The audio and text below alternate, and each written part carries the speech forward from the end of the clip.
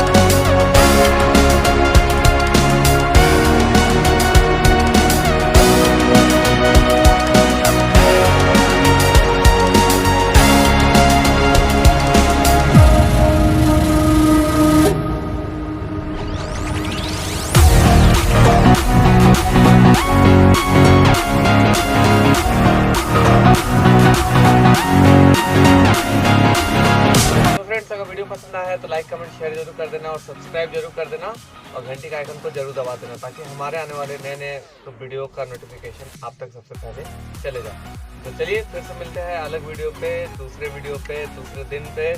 तो चलिए bye, good night और have a nice day. Bye.